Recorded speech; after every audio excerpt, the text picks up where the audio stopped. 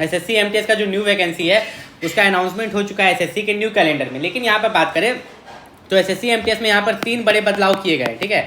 SSC MTS में यहाँ पर 3 बड़े बदलाव किए गए हैं, जिसके बारे में इस वीडियो में हम बात करने वाले हैं।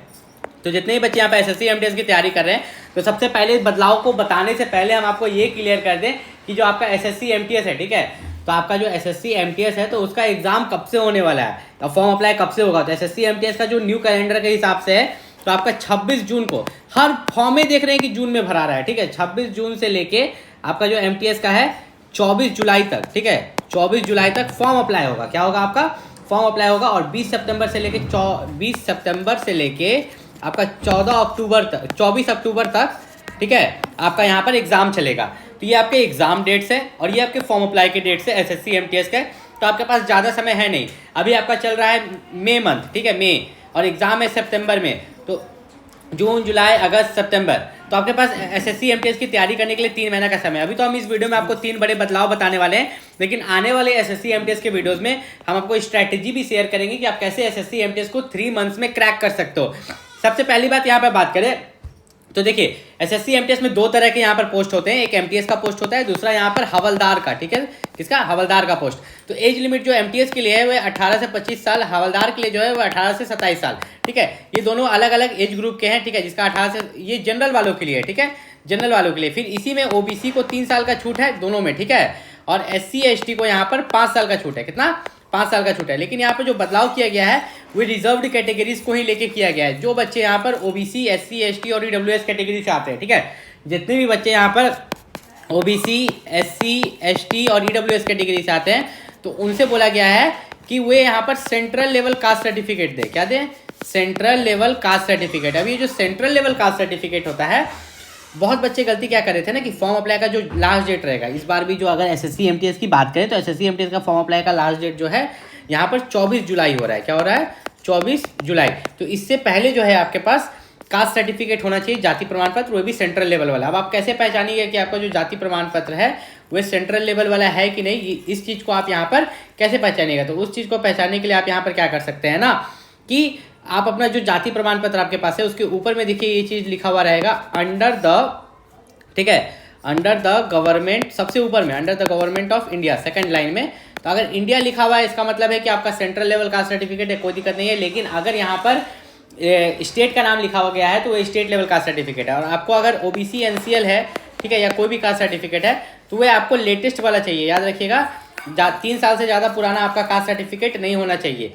अब यहाँ पर बात करें एसएससी एमटीएस में तो 13 रीजनल लैंग्वेज में एग्जाम होगा, ठीक है। जब आप एग्जाम देने जाइएगा एसएससी एमटीएस का तो आप असामीज, बंगाली, गुजराती, कन्नड़, कोनाकी, मलयालम, मणिपुर, ठीक है, मराठी, ओडिया, पंजाबी, तमिल, तेलुगु, उर्दू, किसी में भी आप एग्जाम दे सकते हैं, इनमें से किसी लैंग्वेज में, और साथ में हिंदी और इंग्लिश तो रहेगा ही, ठीक है।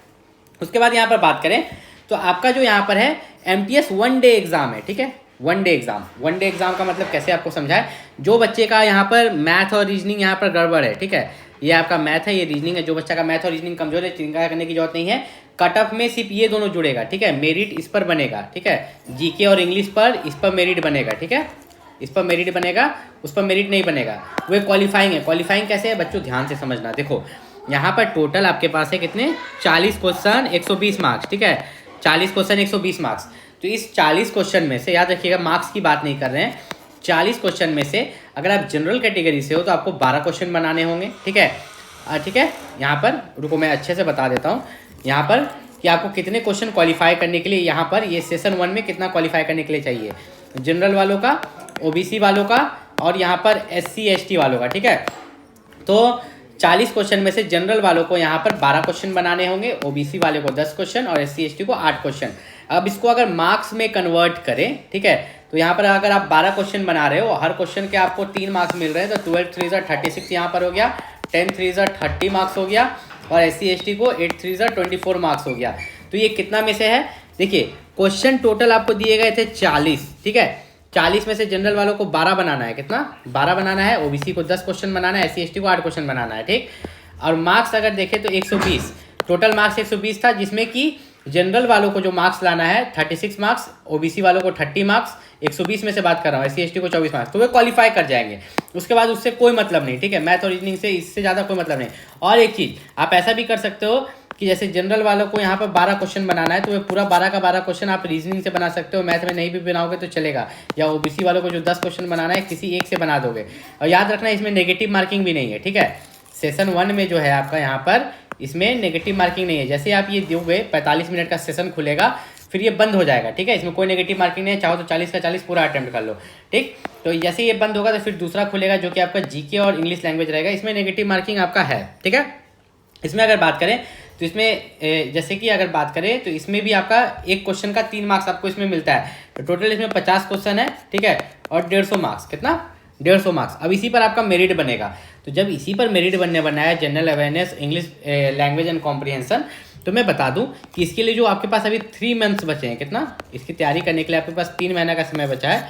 तो इसके लिए मैं बेस्ट बुक, ठीक है, SSC MTS के लिए जो बेस्ट बुक है, जिससे कि एक ही बुक से, ठीक है, एक ही बुक से आपकी पूरी तैयारी हो जाए, उस बुक का लिंक इस वीडियो के डिस्क्रिप्शन में दे दूंगा, वहाँ से जाके आप बुक को परचेस कर सकते हो, ठीक है। और याद रखिएगा जब आप बुक परचेस कीजिएगा तो उसी बुक को 2 बार बनाइएगा, ठीक है। उसी बुक को, एक बुक को 2 बार कम से कम प्रैक्टिस कीजिएगा, ठीक है। आपका SSC MTS का एग्जाम 100% निकलेगा। हवलदार की बात करें तो MTS के लिए अगर आप एग्जाम पास करते हैं तो डायरेक्ट डॉक्यूमेंट वेरिफिकेशन होगा, जॉब लग जाएगा। लेकिन यहाँ पर हवलदार में आपको वॉकिंग करना होगा। क्या करना होगा? यहाँ पर वॉकिंग करना होगा 1600 मीटर 15 मिनट में, और फीमेल के लिए 1 किलोमीटर 20 मिनट में, ठीक है। तो उतना ज़्यादा यहाँ पर टेंशन की बात नहीं है। हाइट की बात करें तो हाइट भी अगर यहाँ पर हवलदार में मांगा गया है कितना, मेल के लिए 157, फीमेल के लिए 152, इतना तो सब कोई का होता है, चिंता करने की बात नहीं है।